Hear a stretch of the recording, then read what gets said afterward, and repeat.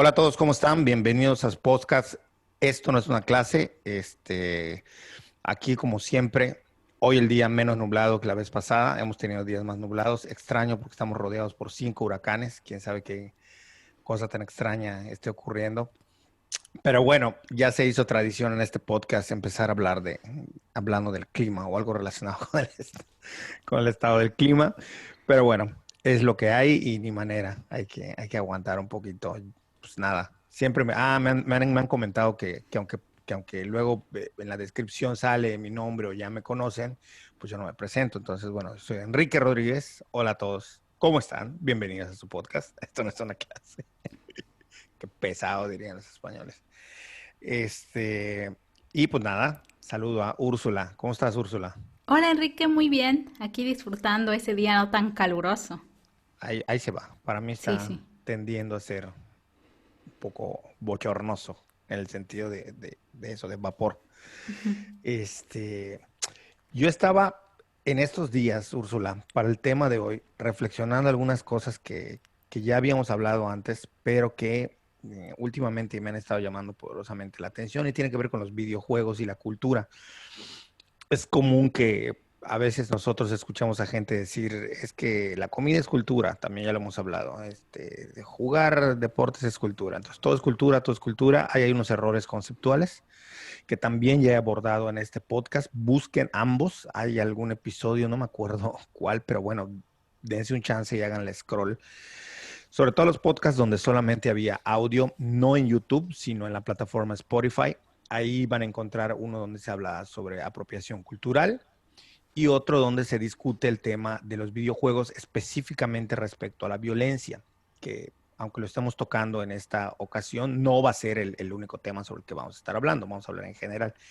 Y en lo que toca a la cultura, tendríamos que decir que esta es en términos más, y esto va para quienes les ha ayudado clase, porque siempre es una constante, que dicen, profesor, ¿cuál es la definición de cultura con la que nos vamos a quedar? Es que hay un montón de definiciones de cultura. Bueno, sí hay un montón de definiciones, entre comillas, las cuales se derivan de una definición única, una definición madre. Todas las demás, a mi juicio, son no refrito, pero una interpretación de esta y es la del famoso Taylor. Úrsula lo dice muy bien. Úrsula, ¿cuál es la Pero, definición de... pero no me la sé completa porque es una Es recitación, larguísima, es pero digamos aquel la que nos todo dicen. complejo y ahí le ponen de todo. No, no, no, pero tú lo sabes, eso tú lo sabes sin que te falle, dilo. La cultura es ese todo complejo. Ajá, ya no me acuerdo de lo demás hoy. No, sí. A ver, lo voy a buscar. No, no, en términos generales, la cultura, porque no puede ser que yo dé clases de metodología y que no les pueda decir grosso modo, aunque no, yo nunca me aprendo nada de memoria. Pero digamos que en términos generales, la cultura es lo que abarca los ámbitos de la vida desde que crece la persona, es decir, al mundo social al cual es arrojado, que tiene que ver con lengua, creencias, tradiciones, vestido, marcadores de identidad, grupo de adscripción, en fin, todo ese, como dice Taylor, ese complejo que rodea a la persona. Y de ahí que los ámbitos de la cultura abarquen todo, desde la vida cotidiana hasta la extra cotidiana. Por eso hablamos de creencias, de símbolos, de rituales, de lengua, de habla, en fin, todo lo que expresa, todo lo que hacemos en el día a día refleja nuestra cultura. Y bueno, de ahí se derivan otro tipo de interpretaciones que otros autores han dado. Por ejemplo, a Úrsula le gusta más la definición de Levi Strauss. Hay otro tipo de definiciones, pero un poco para que nos entendamos, cuando hablamos de cultura en el sentido de análisis sociocultural, nos estamos refiriendo a todos los elementos que tienen que ver con la interacción de los sujetos. La cultura por sí misma no existe, existe siempre que hay interacción social, es decir, en el momento en el que yo me dirijo y tengo una interacción. Esta interacción va a privilegiar el lenguaje, es decir, el habla, como medio de comunicación, pero no solamente está esto, podemos tener interacciones gestuales, sin embargo, el gesto no deja de ser algo que entra dentro del lenguaje, dentro de las formas de comunicarnos, es decir, la matriz que mueve la interacción social es la comunicación.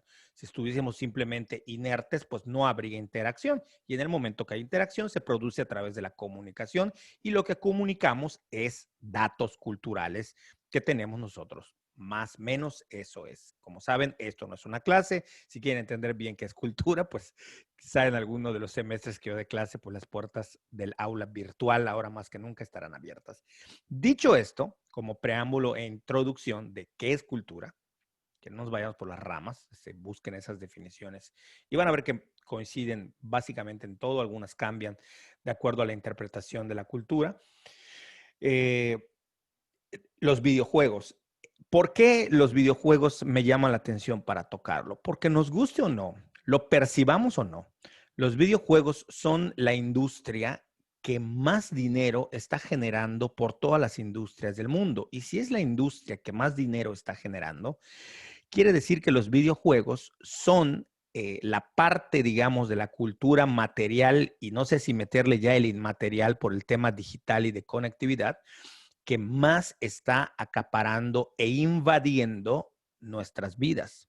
Y les voy a poner un ejemplo. Si ustedes no me creen, bueno, recuerden las últimas piñatas a las que fueron, qué personajes fueron los que usaron. Y una de dos, o salieron del cine o de la televisión en caricaturas, o de manera de retroalimentación surgieron de videojuegos o serán un videojuego o en algún momento han estado presentes en formato de videojuego. Entendiendo videojuego como el amplio espectro del divertimento lúdico a través del cual nosotros entramos en contacto con un aparato que proyecta imágenes y audio para que nos divertamos.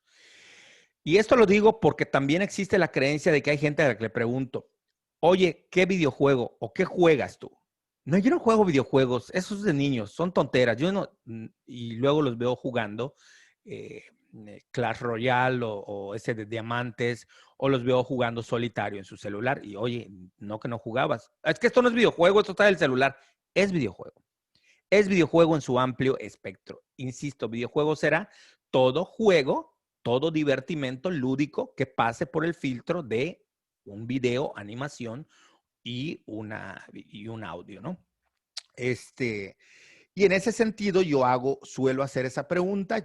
Quienes me conocen saben que yo soy fanático de los videojuegos desde hace muchos años, muchos años.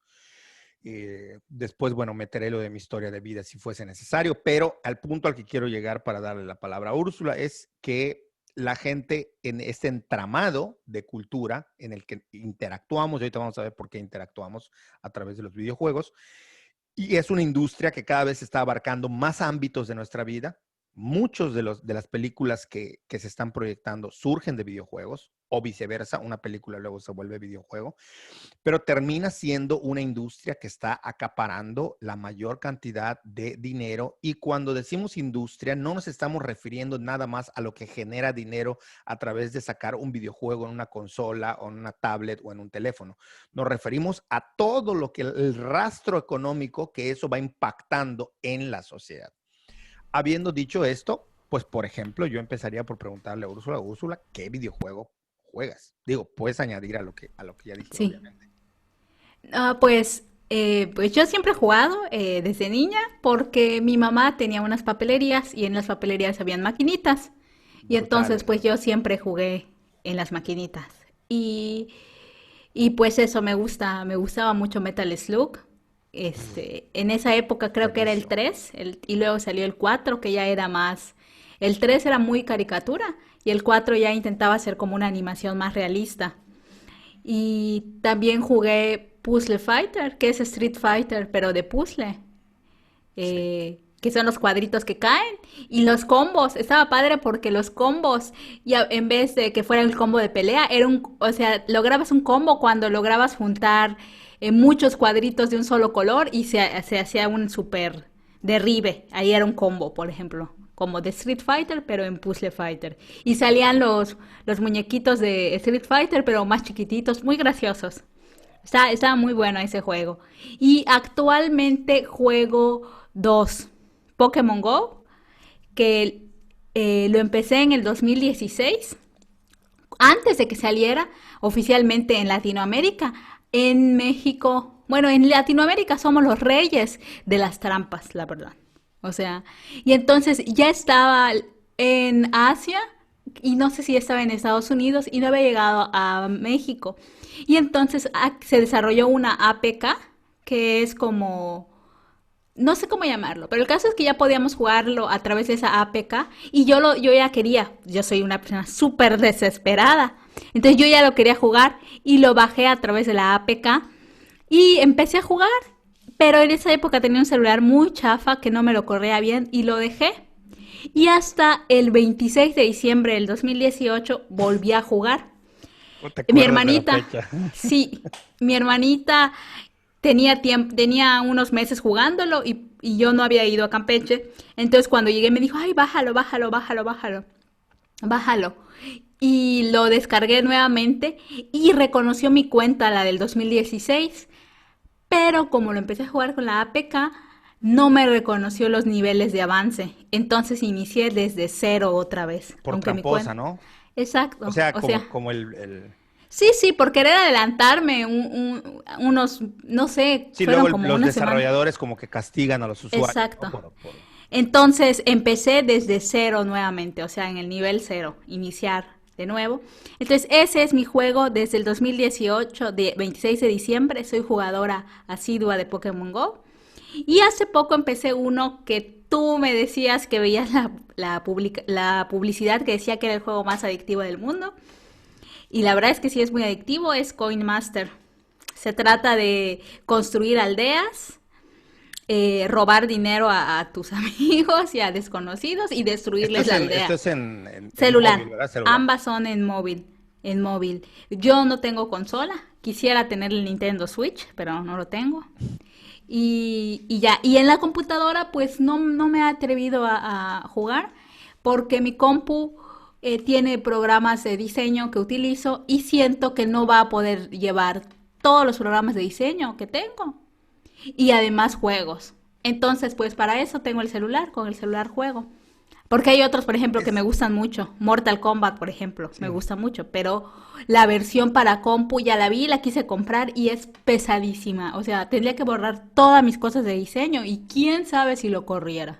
Sí, un poco la Sí. idea es pues decirle a la gente, a quienes no juegan videojuegos, pero tienen hijos, pero a lo mejor tienen una pareja que juega videojuegos, un poco para que entiendan también por qué va y de qué va y qué tiene que ver esto con la cultura y que encuentren el podcast, pues también no se sientan excluidos, ¿no? Ah, como es de videojuegos, pues me salgo y no escucho el podcast, ¿no?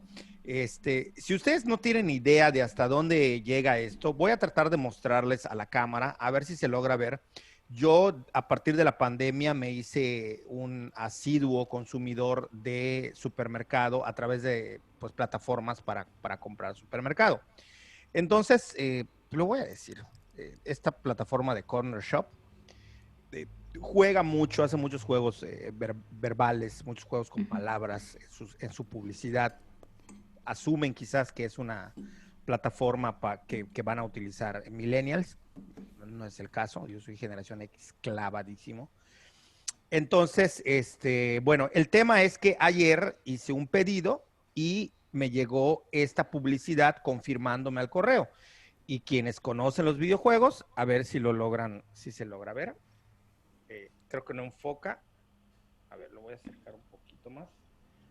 Bueno, se logra ver que hay un videojuego ahí, ¿no? Ajá. Pero bueno, lo que dice ahí es, recibimos tu pedido, recuerda siempre consumir los productos que compraste antes de que caduquen. Y caduquen es, dinos Úrsula, Es de Street Fighter, es de caduquen es un... el grito de Street Fighter cuando se están enfrentando los personajes. Sí. No sé si es cuando ya va a ser el Fatality o... No sé cómo se llama ese personaje, el que es güerito, su pelo güero, su Sí, traje de karateca y su cinta, y exacto. es Hadouken y hace así. Caduquen, exacto. Y hace así Exacto. como que manda un Kame Kameha o algo Ajá, así. parecido. Parecido. Esto les estoy diciendo que me vino en la confirmación de compra de mi supermercado del día de ayer. Nada más para que vean hasta dónde abarca el tema de los videojuegos. Si empezamos a rascarle y a tratar de ver qué tanto involucra, no nada más es tu hijo o las tiendas o alguien pidiéndote, cómprame un videojuego, cómprame una consola. No es eso. El espectro es mucho más amplio. Ya les digo, ustedes no se dan cuenta, pero están utilizando videojuegos muchas veces en sus celulares. No tiene que ser la consola. Quien piense eso está equivocado. Las plataformas están inundadas. Hay para consolas, en Xbox y en PlayStation de Sony, es decir, Nintendo Switch. está Nintendo, de que ya tiene las clásicas, pero también está a nivel de computadoras, pero también está a nivel de tablets, pero también está a nivel de teléfonos móviles y también está a nivel del que quieran. Esto que mencionaba Úrsula al principio es bien importante porque ahí entra el tema. No estoy forzando el concepto, créanmelo. Créanmelo si les digo que estos videojuegos de los cuales habló Úrsula forjaron a toda una generación en su entretenimiento y en la manera de recordar esta generación. No una, sino dos y hasta tres generaciones. No sé si sea nacional, me parece que sí, pero no sé si tú tengas el dato, Úrsula, pero esta cadena de videojuegos MOI, no sé si es, yo creía que era solo de Mérida, de la ciudad, videojuegos MOI, pero estaba en el centro, en la calle 61, creo. No, no me acuerdo, pero estaba en el centro, el videojuegos Moy, ahí enfrente de donde estaban los Juegos California, si es que todavía siguen ahí, la verdad no me fijo mucho. Pero bueno, ahí estaba un lugar donde todo mundo acudía a jugar y era muy conocido. Cada tiendita tenía su, como dice Úrsula, papelería o tiendita o lugar donde ibas a comprar, tenía sus maquinitas donde metías tus monedas y jugabas. Lo que pasa que a mí nunca me dieron dinero de más, siempre mi mamá me contaba bien el dinero para que no sobre. Y y pues nada, yo nunca tenía, pero cuando podía, pues sí pedía un poco de dinero, pues yo era malo jugando, entonces no podía jugar, me sorprendían los niños que con una moneda tardaban un montón. El caso es que los videojuegos invaden y han invadido y cada vez más están presentes en aquello que conforma nuestra cultura. La evolución de los videojuegos hoy en día ha tenido un crecimiento imprecedente. La división entre jugar en consola y jugar en dispositivo móvil se ha hecho cada vez más compleja y más completa. Hoy hay plataformas, hay videojuegos que de la misma calidad, sin escatimar nada, se pueden jugar en todas las plataformas. Caso concreto, los Battle Royales, que son batallas campales. Está, por ejemplo, el de Fortnite, que es el más conocido hoy en día, pero también está Call of Duty Mobile. Es decir, juegos que se pueden jugar lo mismo en consola, lo mismo en PC, lo mismo en tableta, lo mismo en celular, y que muchas veces incluso comparten plataformas. Es decir, un jugador puede estar usando el celular, pero otro puede estar utilizando la computadora o la consola según tenga. Y otros juegos que han sido clásicos se han ido haciendo cada vez más y más complejos. 2016, y veo que Úrsula lo está evitando, pero voy a ir duro con ese tema porque ella es la máster en eso. 2016 es para mí, bueno, no para mí, los datos así lo indican, es el año donde los teléfonos celulares se consolidan como plataforma de videojuego, ya que sale a la luz en uso de celular el juego Pokémon Go. Y este videojuego rompió muchos paradigmas y muchos esquemas y logró capturar, por lo menos en el 2016, un sacudón cultural que volvió a la gente loca. Aun cuando tú no jugaras Pokémon Go, la gente que no jugaba se quejaba de los que estaban jugando Pokémon Go. Los lugares donde eran paradas, donde habían gimnasios, conglomeraban gente que iba físicamente y se amontonaban. Hombre, hoy sería imposible hacer eso por el COVID, pero el 2016, 17 y 18 el videojuego cobró una relevancia impresionante, además de que tenía otros matices, te permitía justamente interactuar, mientras que se había criticado los videojuegos como juegos sedentarios, donde tú estabas frente a una televisión jugando horas y horas, este videojuego te obligaba a salir a buscar y a cazar Pokémones. Y este videojuego reivindicó no solamente a Nintendo, sino a toda la industria que gira alrededor de Nintendo y de los videojuegos. Me parece que esto fue impresionante y que sí que esto puede hablarnos de una cultura de consumo. Entonces, no sé, bueno, te dejo la palabra porque tú tienes mucho para decir al respecto. Bueno, yo quería, antes que empezar a hablar de eso, una anécdota. Yo veo una serie, bueno, veía porque ya me acabé las 4 temporadas en Netflix que es una serie muy tonta, pero mucha gente se engancha porque es de puro chisme. Si te gusta el chisme, la vas a ver, que se llama Rica, Famosa y Latina. En la cuarta temporada, bueno, Niurka Marcos se incorpora creo que desde la segunda o tercera, no me acuerdo bien, pero en esta cuarta temporada, en los dos capítulos finales, que son como las escenas nunca vistas o algo así, resulta que esa cuarta temporada se graba en el 2016 y que resulta que Niurka estaba buscando a su manager y mano derecha y todo, que se llama Daniel, y que el Daniel se le estaba, pues ella no sabía qué onda, ella dijo, no está, ¿dónde está? Y él no le quería decir, le dijo, estoy en la esquina, ahorita voy. Y entonces Niurka sale a buscarlo y ve que está con el celular, el manager así, y lo agarra como es ella, así como que lo jalonea y le dice, óyeme, ¿tú qué estás haciendo? Te estoy buscando hace horas, ¿qué estás haciendo? Y no le quería decir, y dice, ya dime, ¿qué estás haciendo? Estoy capturando unos Pokémones. Y la mujer se pone como loca y el manager le empieza a explicar y todo eso. Y ya llegan a la casa de Niurka y le dice, óyeme tú, pero yo creí que estabas buscando una mujer, algo así, no unos Pokémones. Y le explica, ¿no? Y ella le pregunta, ¿y aquí en la casa hay Pokémones? Sí, yo no quiero esos animales aquí, que no sé qué. Y resulta que los hijos de Niurka también juegan, o en esa época jugaban. Entonces a mí me dio mucha risa porque, pues es el manager, es un hombre, pues al menos de 50 años, quien hace eso. Y me dio mucha risa ese capítulo, la vi apenas hace unos días. Y es que sí, como bien dices, el 2016 fue un año que partió, digamos que rompió todo respecto a los videojuegos y a los juegos en celular, porque me parece que antes del 2016 no había nada como esto. Y lo interesante es que Pokémon Go surgió de una broma. O sea, la idea de encontrarse Pokémones en la vida real fue una broma, pero la idea gustó tanto a los fanáticos de Pokémon, tanto el anime como el videojuego, que Niantic es la desarrolladora del videojuego en el celular, decidió hacerlo.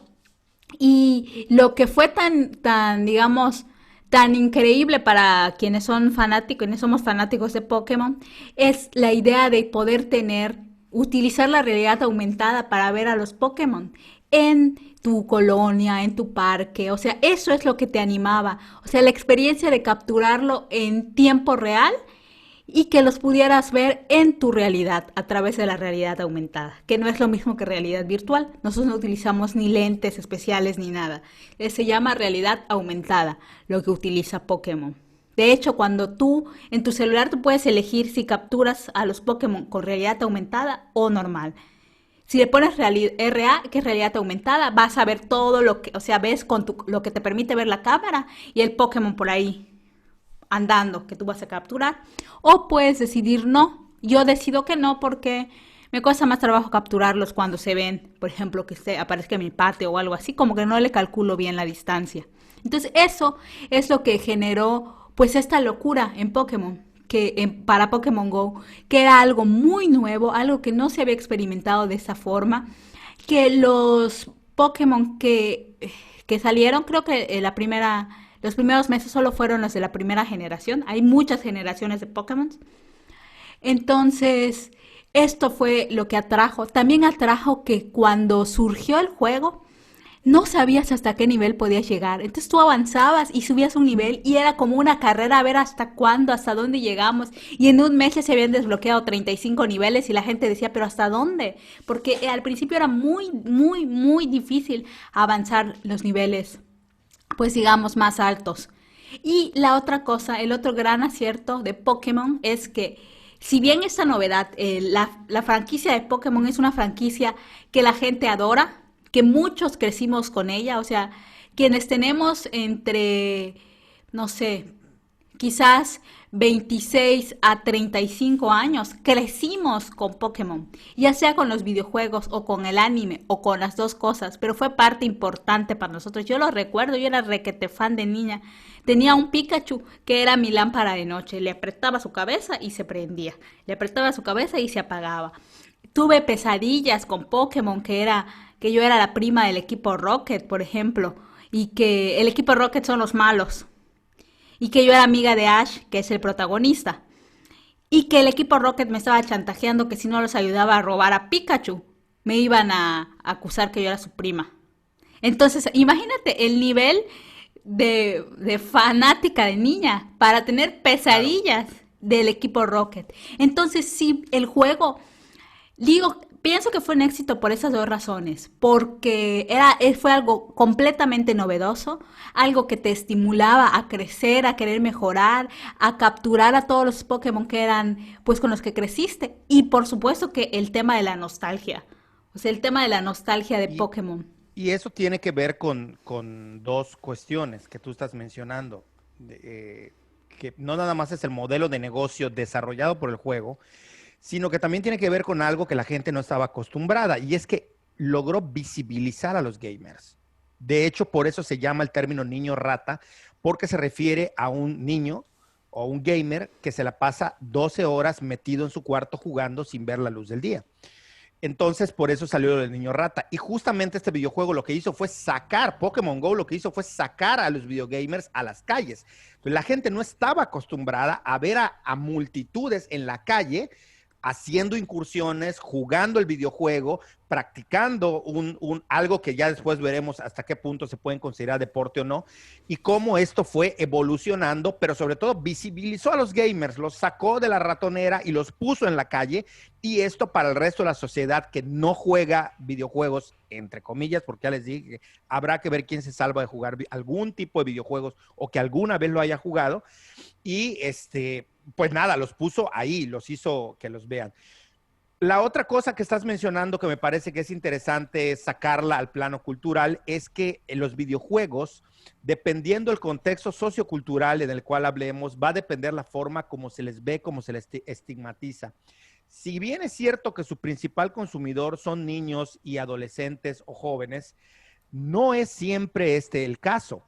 Con Pokémon Go se logró ampliar el espectro de jugadores por rango de edad, es decir, gente ya adulta. No olvidemos a este señor asiático que tiene cerca de 90 años o algo así, que va con su bicicleta y como si fuese una terapia, creo que el señor tiene algún padecimiento, él juega todos los días como con 20 celulares, va a capturar Pokémones. Pero también hay un documental o un video en YouTube de un señor mayor de edad en España que también juega. Es decir, esta idea de que los videojuegos solo son para niños o que solo son para adolescentes o para adultos inmaduros es un equívoco absoluto, porque en Estados Unidos el espectro de consumidores o el demográfico de consumidores de videojuegos es mucho mayor, tienen más edad quienes lo juegan, son mucho más personas que no son niños los que lo juegan. Googleenlo, ustedes busquen anciana que juega Assassin's Creed y les va a salir,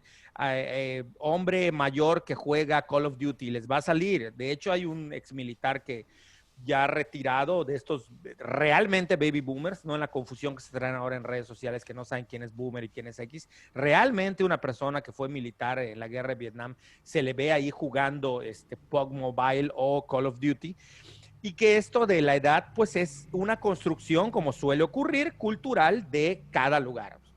La América Latina, por cuestiones que tienen que ver, por supuesto, con el ingreso también socioeconómico, si no estás trabajando, estás perdiendo el tiempo. ¿Y qué manera más clásica de perder el tiempo que frente a una computadora, un dispositivo móvil jugando? Entonces, creo que Pokémon Go nos viene a mostrar, por un lado, que el videojuego trasciende las barreras del espacio donde se juega, por el otro, que trasciende las generaciones y que visibilizó a los gamers. Me parece que esto es una forma de entender cómo los videojuegos están atravesados o atraviesan la cultura y forman parte de la cultura, en el entendido de que se vuelven algo del día a día más allá de lo que imaginamos, de lo que no estamos nosotros conscientes. Pero también los videojuegos, y esto es algo que yo te quería que apuntes, pensé que lo ibas a mencionar o no sé si en algún punto lo ibas a mencionar, pero bueno, atajo para que lo saques porque me interesa mucho tocar el tema. Normalmente nosotros cuando vemos la Fórmula 1, bueno, la Fórmula 1 es una carrera elitista de automóviles, pero no sabemos nosotros que de ese gran rubro que es la Fórmula 1, que muchos ni siquiera vemos ni entendemos porque nos marea ver que los carros estén dando vueltas y no sabe, yo no sé quién va en primer lugar, ni quién va en último, solo veo que están dando vueltas, tengo que preguntar cuál va en primero, no sé verlo.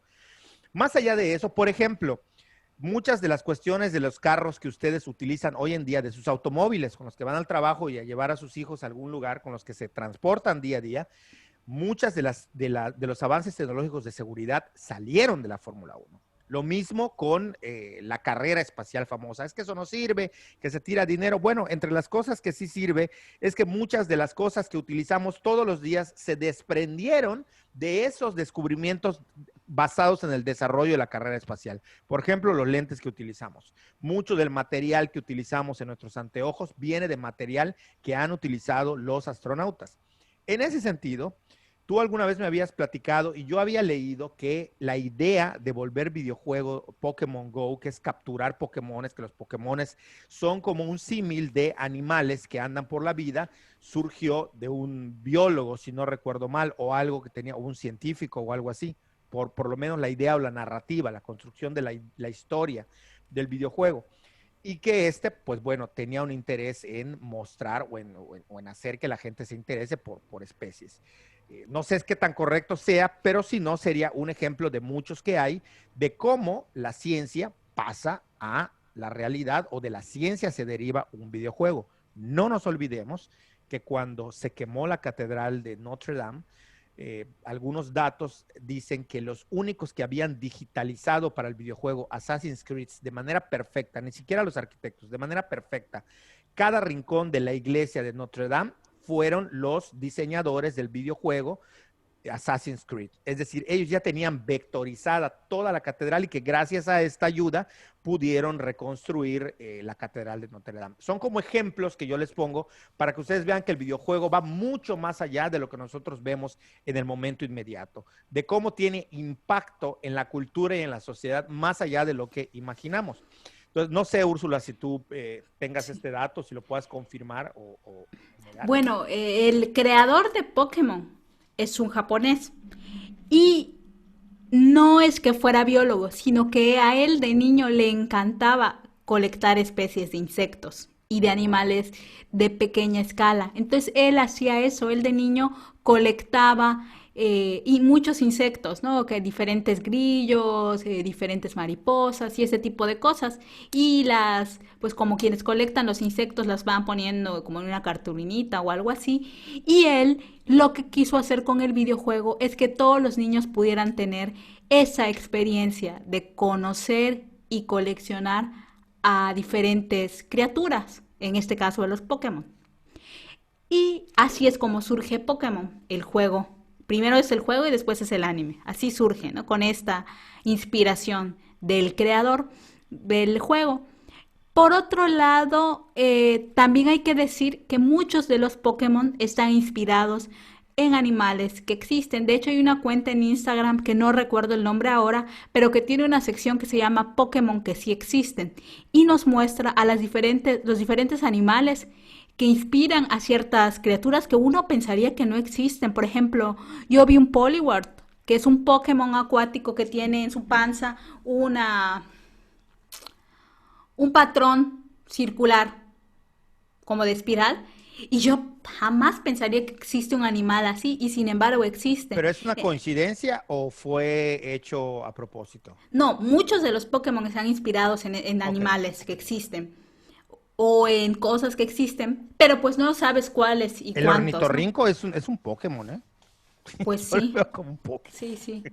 Sí, hay muchos Hay animales uno que se que... parece al perezoso, según yo. Digo, he jugado muy poco Pokémon Go, Sí, pero yo creo que sí, hay uno sí, que se sí. parece muy parecido al perezoso. Sí, definitivamente hay uno, ya sé cuál es. Hay otros que son evidentes, ¿no? Como, eh, este, no sé cuál decir, combi, que es una abejita. Entonces hay unos que sí son muy, muy ¿Cuál fuera el evidentes. nombre? Vi. Exacto. Hay otros que de plano, pues no tienen nada que ver, como el famoso Dito, que es como una gelatina que se convierte en cualquier cosa.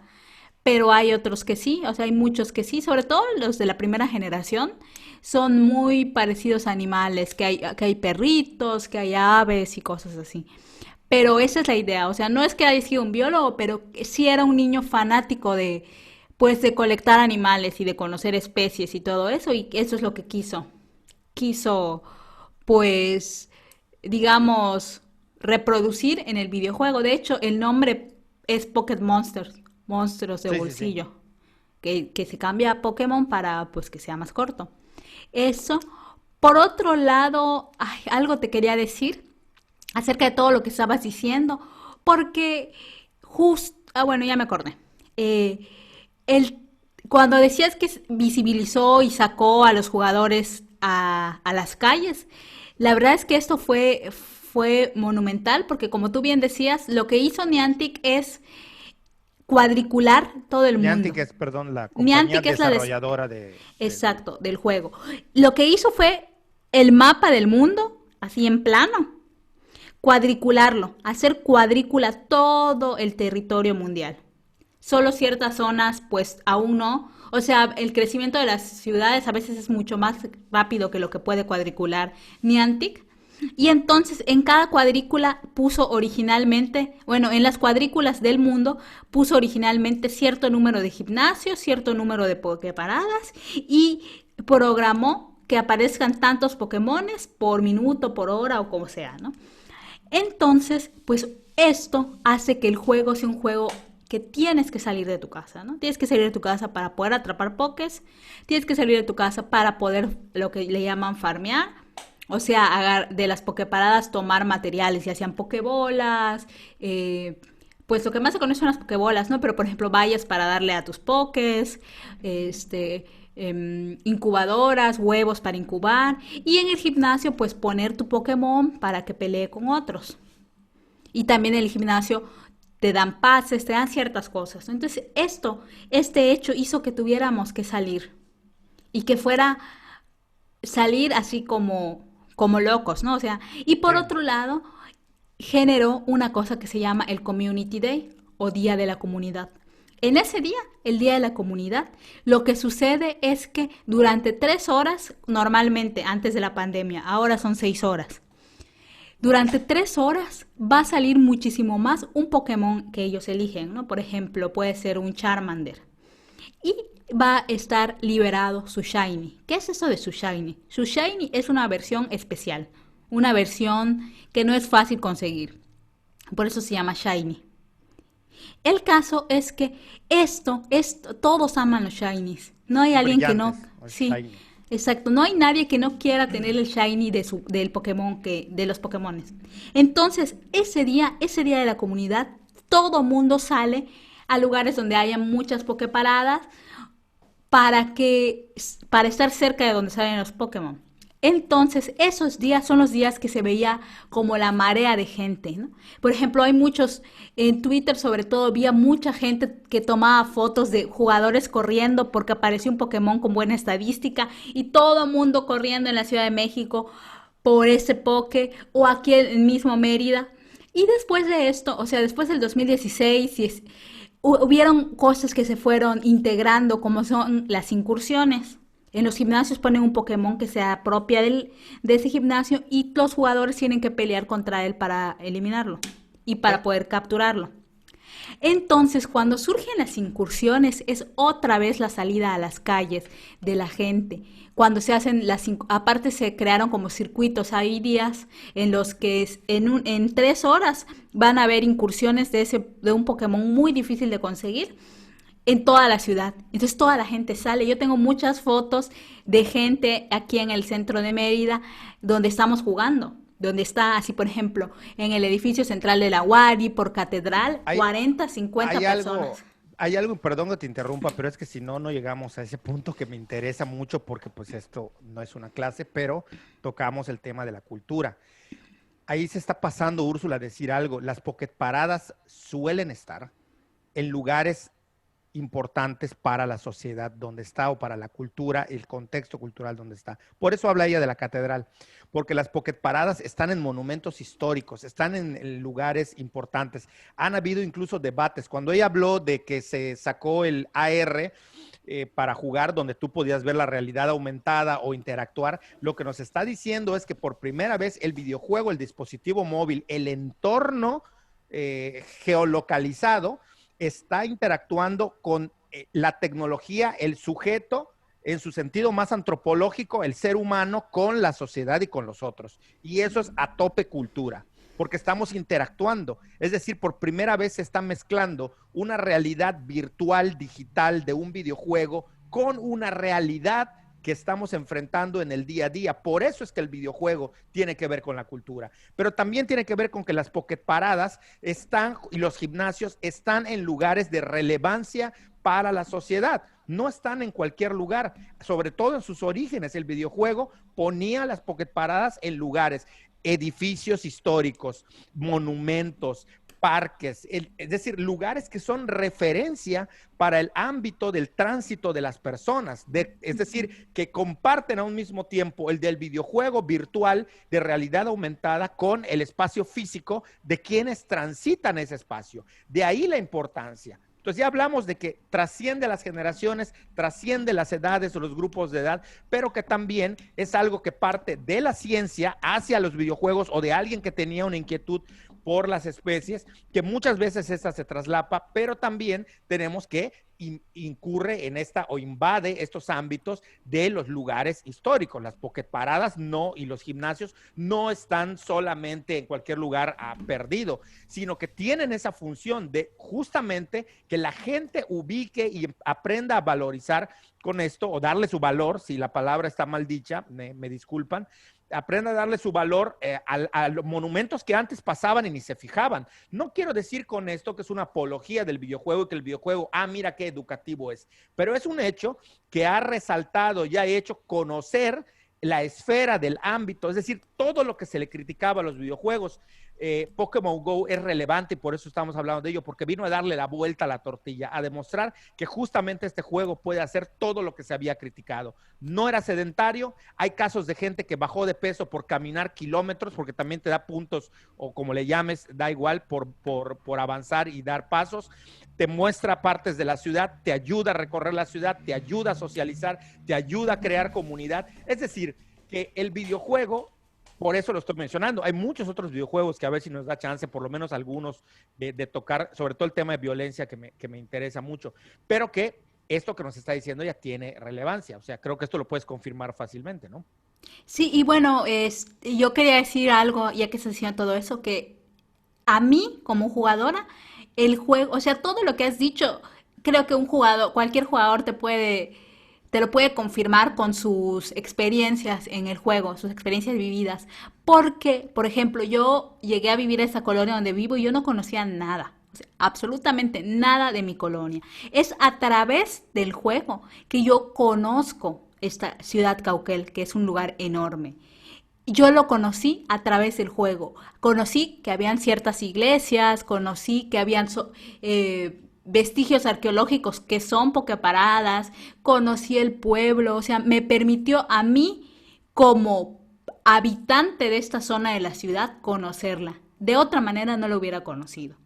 La otra cosa es que sí, en las pokeparadas, además de que puedes girar, giras un disco, el disco te da una descripción de lo que es. Entonces tú vas conociendo, digamos que vuelves a conocer tu ciudad, ¿no? Y vuelves a ver qué cosas son importantes. La tercera cosa es que a través del juego, el juego también te permite interactuar con la realidad, digamos, con lo que vives y con el universo Pokémon. ¿A qué me refiero? El universo Pokémon Go. Con que cuando llegas a cierto nivel, tú puedes proponer una Poképarada.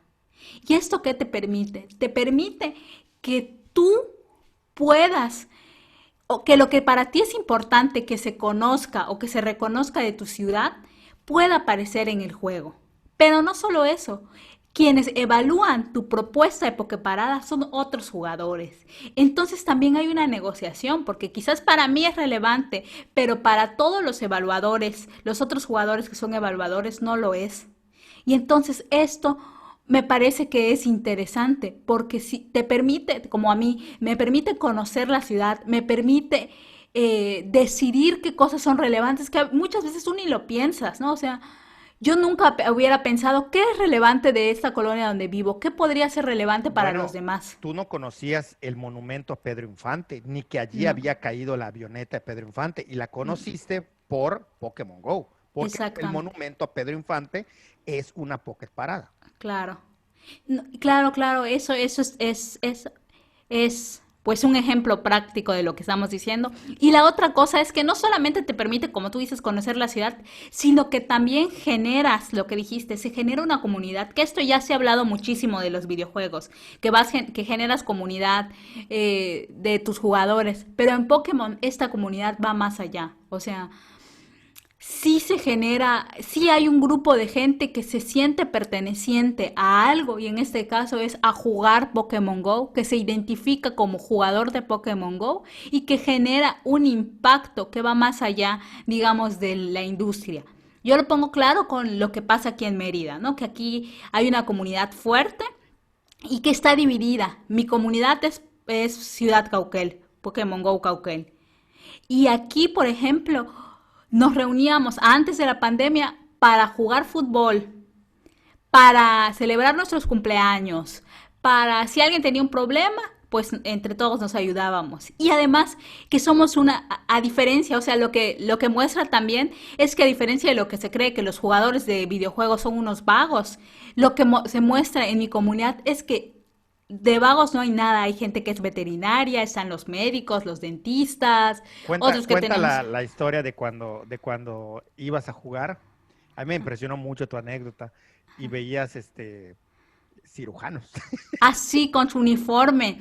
O sea, yo decía, ¿por qué este se sale así? Llega Dejando con la su uniforme. operación atrás y te fueron a cazar Pokémones. Oye, Exacto, y el riñón que tengo aquí, déjamelo ahí sentado un rato, voy a cazar un Pokémon. Voy por un exactamente. Charizard, déjame el hígado ahí. Siempre me sorprendía porque llevaba su traje, pues de médico, pero el quirúrgico, porque es de otro color, como azul fuerte. Entonces me sorprendía muchísimo siempre verlo. Y pues nada, y por ejemplo, del otro, aquí en la zona poniente, hay un parque, el de Jardines de Bepensa. Ahí hacen muchos torneos. Y yo la primera vez que fui, casi me da, salió mi acento extremo, casi me da algo, porque era pura gente que tú no crees, o sea, que es jugadora de Pokémon. Se veían rockeros, así medio malandros, perdón por si sueno clasista o algo, pero tenían ese aspecto como de malos. Dije, ay, ¿qué hago acá? ¿Qué hago aquí yo en esta parte? Pero pues fui porque yo quería Todo participar. malote y emocionado con su Pikachu.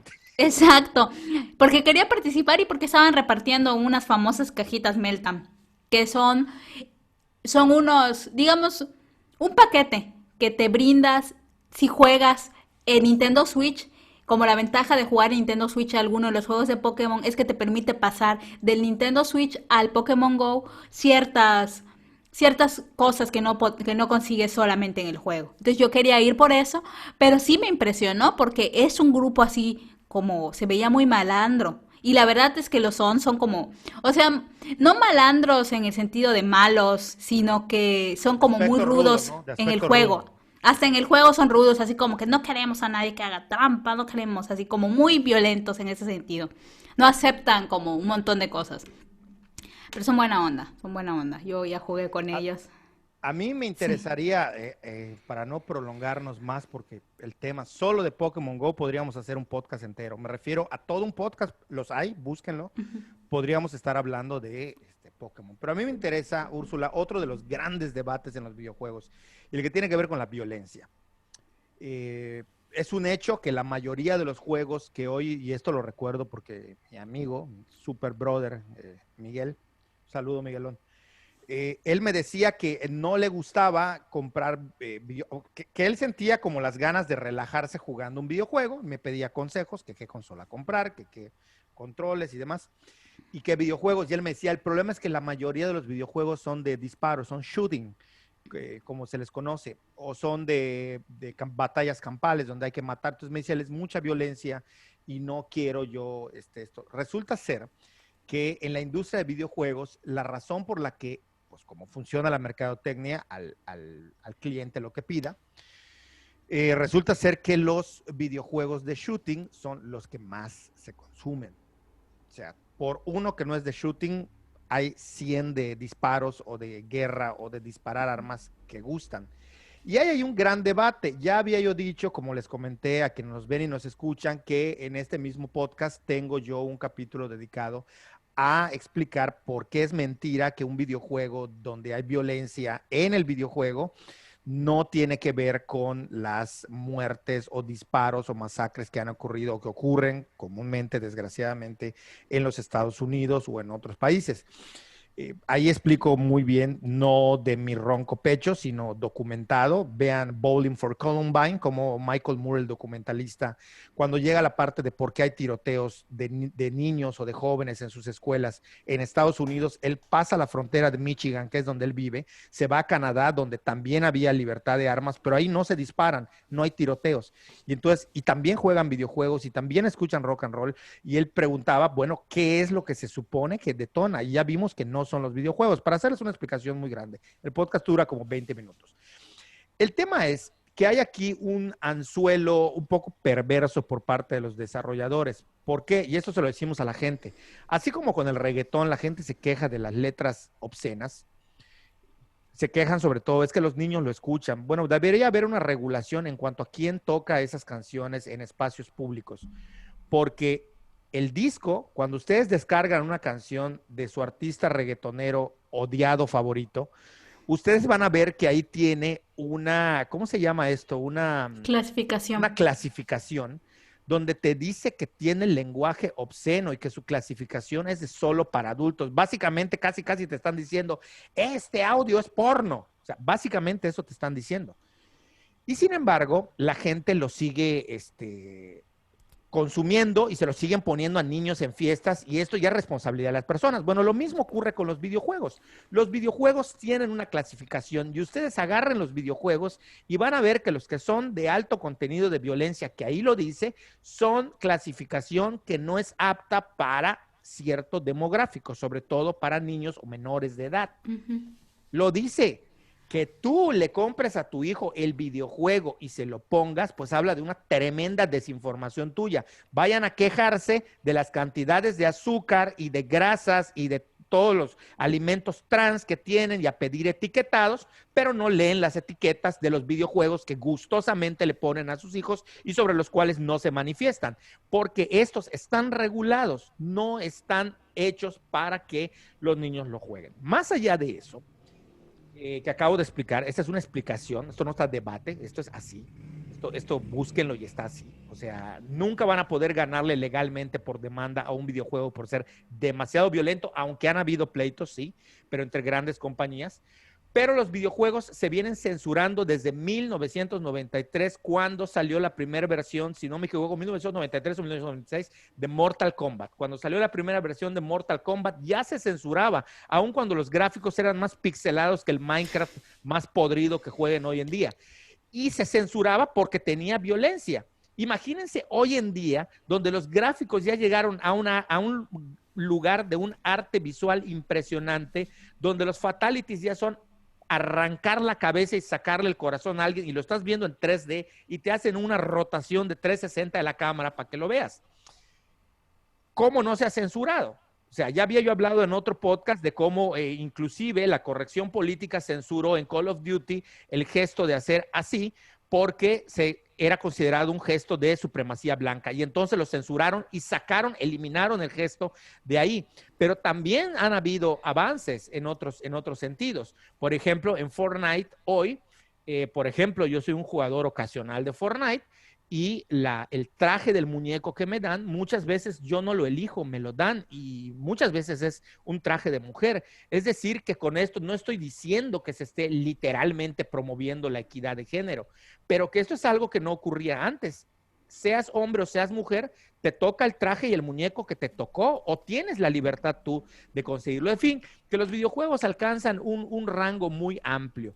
El tema de la violencia me parece que tiene que entenderse dentro del esquema del videojuego. Esto es como si voy a ver yo una película de karate y pienso que por salir a ver la película de karate voy a llegar a mi casa a darle de patadas a todo el mundo.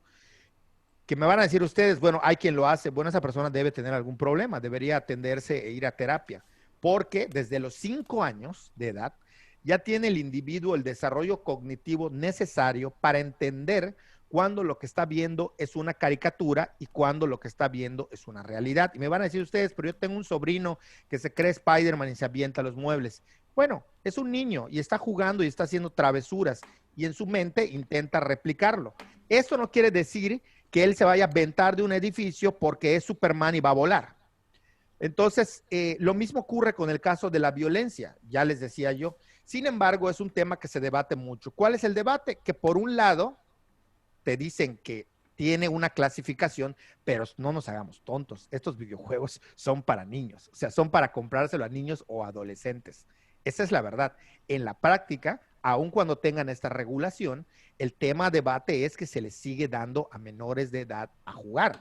Lo mismo como ocurre con las redes sociales. Creo que Facebook tiene como límite de edad a los 16 años, si no me equivoco, de que no puedes tener una cuenta o no deberías poder tener una cuenta si tienes menos de 16 años. No sé cuál es el rubro de edad, pero vamos, que tiene ciertas regulaciones que no deberías de hacerlo.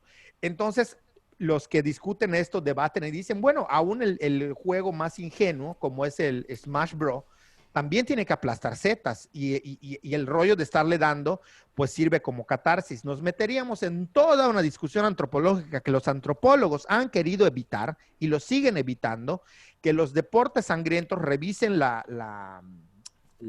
etnografía, la bibliografía y lo que se ha escrito de cómo se ha aceptado desde el punto de vista socioantropológico que los deportes violentos en cierta medida tienen una función, sí, en el sentido más funcionalista, de hacer que la gente no llegue justamente a la violencia y que desahogue estos deseos colectivos de linchamientos y de violencia viendo estos espectáculos. Esto es en sus orígenes, porque no va a faltar el que diga, ay, pero se siguen matando y hay más violencia y esto no ha evitado nada. Sí, ahora, pero en su momento era una especie de desahogo, de ahí la idea de al pueblo pan y circo, y entre eso estaba el circo romano, donde mataban gente o disfrutaban ver que leones se coman a seres humanos. Pero a mí me parece que eso no evita la polémica y el debate, y sí me parece a mí que hay un poco de falta de congruencia en la industria de los videojuegos sobre la violencia. Y repito, el tema es que si bien se dice que es violento y que tiene una clasificación, lo que es un hecho es que saben y no hay ninguna restricción, nadie te va a multar por comprarle un videojuego a tu hijo de 8 años donde mata gente. Sí, estoy de acuerdo contigo, pero a mí, digamos, de acuerdo contigo y en desacuerdo en ciertas cosas, porque creo que así como desde la literatura se acepta la idea de la verosimilitud y que es un universo, el texto es un universo, después se traslada para el cine el tema de la verosimilitud, que sabes que estás ante una ficción, pero esta ficción tiene que sentirse real. Y que hay un código, o sea, tú lo sabes, En sabes el que es una momento ficción. en el que Ujú. estás, se tiene que sentir. Sentir real. Después Esto ya me, apagas las luces y te vas. Exacto, ese es el código de la verosimilitud, que en el momento que lo estás viviendo, estás teniendo esa experiencia, tienes que sentir que es real, que lo crees, pero una vez que acaba, se acaba esto igual, o sea, no lo vas a trasladar, no vas a trasladar lo que ves en las películas o lo que lees a tu vida cotidiana, a tus, Sí, porque nadie pues, va a a tu ver una interacción. película romántica de Jennifer Aniston y sale y se pone a besuquear a medio mundo, a enamorarse No, de todas claro. las personas. Es lo mismo. Por supuesto. Lo mismo con lo que lees, lo mismo con los videojuegos. A mí lo que me parece es que asistimos a una, digamos, a una comunidad de jugadores, pero también no solo de jugadores, sino de gente alrededor de los jugadores que no está educada en los videojuegos. Y No, quizás suene raro, pero el tema de la violencia no es el niño o no es el adolescente, es quien lo rodea, quien no entiende el código. Y así es. entonces, si tú como padre, si tú como tutor, si tú como profesor no entiendes que existe este código, eres tú quien lo vuelve una realidad. Así es. Eres tú quien incentiva con tus acciones, con tus oraciones. Hay que recordar que lo que decimos es Oraciones acción. gramaticales. No vayan a pensar que oraciones y plegarias. Ah, sí, sí, sí. O sea, con lo que dices. Sí. Lo que dices es una acción también. Y tiene intenciones y genera cosas. Y esto puede sonar como lo que dicen los New Age y esto de que, ay, decretas. Pero es que en sí hablar, decir algo, genera acciones. Porque en sí mismo es una acción. Entonces, a mí eso me parece el problema. El problema me parece quienes están alrededor de los que juegan. Como pasa, por ejemplo, o sea, quizás la analogía que voy a hacer es muy burda, pero como pasa con los temas de sexualidad con los niños. Los niños exploran su cuerpo y lo exploran sin morbo. Quienes generan alrededor de esta exploración de su cuerpo, de estos juegos sexualizados, el tema de lo malo, lo feo, lo perverso, es la gente alrededor, los Claro. adultos. Así es con los videojuegos. Los videojuegos son un espacio, un momento, una actividad que en sí mismo es un código, en sí mismo genera una realidad que es momentánea.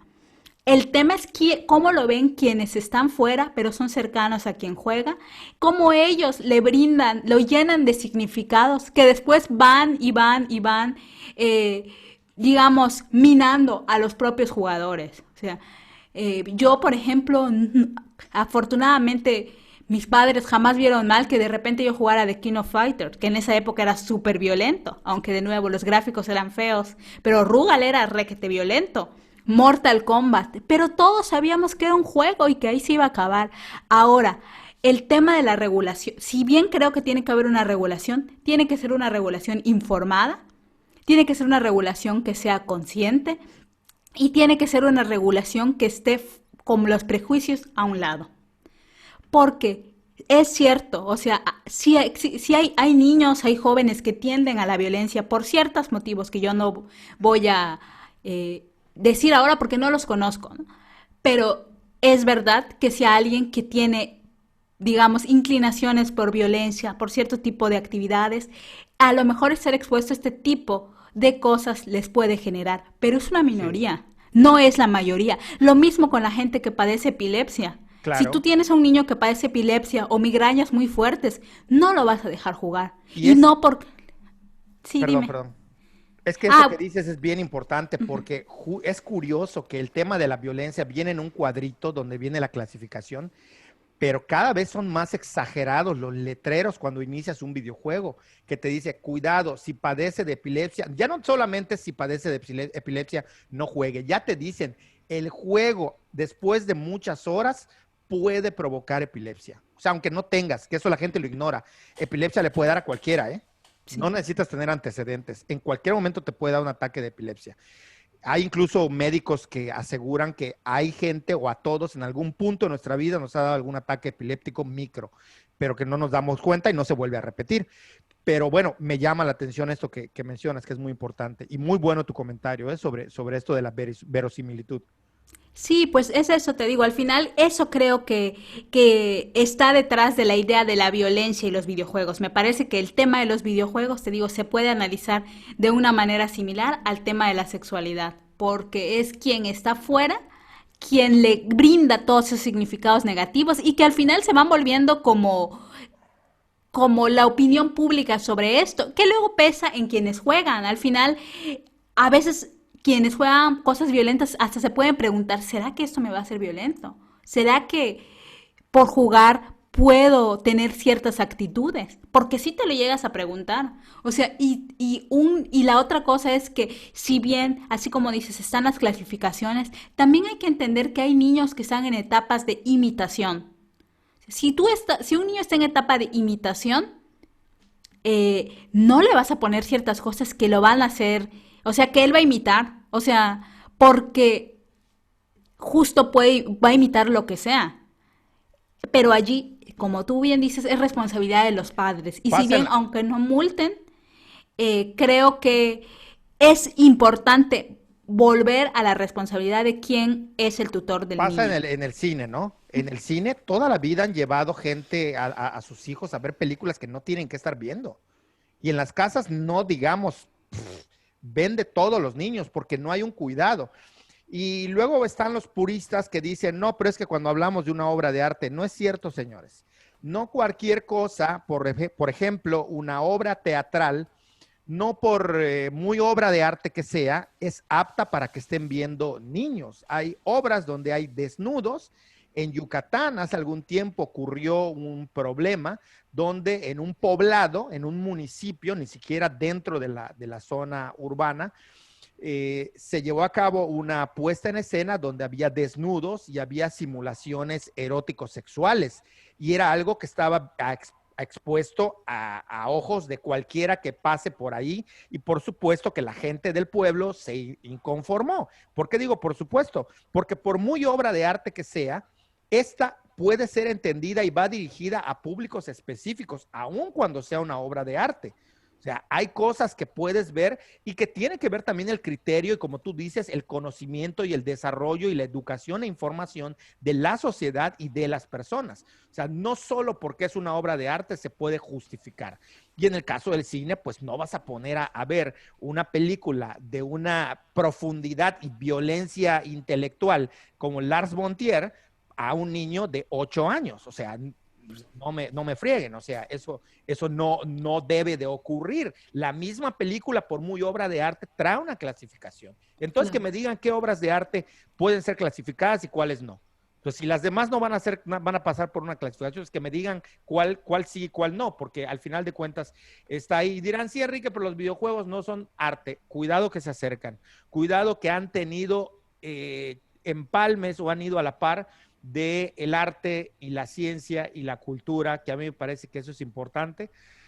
Hay otros rubros, Grand Theft Auto es creo, la saga de videojuegos que más demandas ha tenido por violencia, porque es un mundo en el que te permite interactuar y hacer lo que te dé la gana.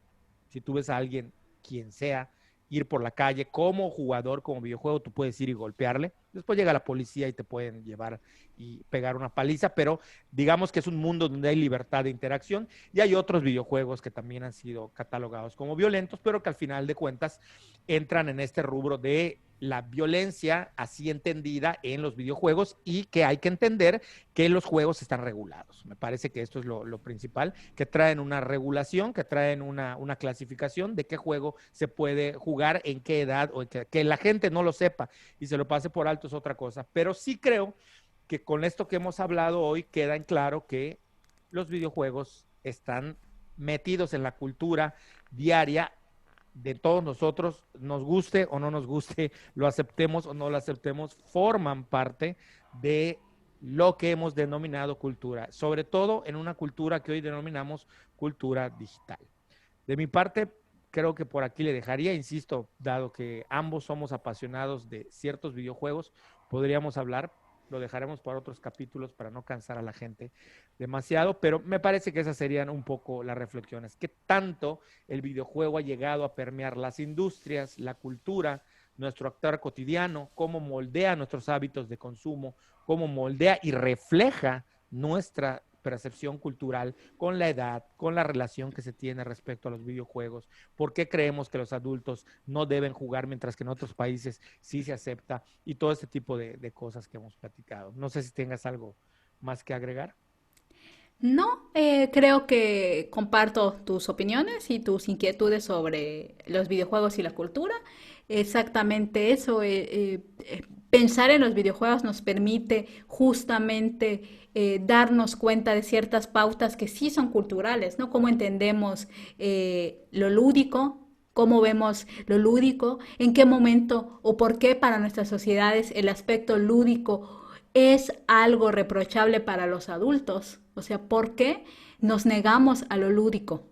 O además, ¿por qué nos negamos a ciertos aspectos de lo lúdico? Porque nadie ve mal que las señoras después de cierta hora vean una novela o vean el programa de chismes, pero No, sí ven mal que juegues videojuegos, ¿no? Entonces, en los municipios, que es donde más lo veo, las señoras terminan de hacer sus compras, las que lo hacen, y van a las maquinitas de casino, que no son es videojuegos tal cual, cierto. pero está lleno de señoras jugando los casinos. Entonces, Exacto. hubo Sí, como, sí. Sí, es eso, nos permite pensar en los videojuegos, nos permite cuestionarnos muchísimas cosas que vemos cotidianamente y muchos, pues, preconcepciones sobre, justo sobre lo lúdico, sobre el tiempo libre y el esparcimiento en las sociedades como las nuestras. Entonces, a mí me encantó poder platicar de esto.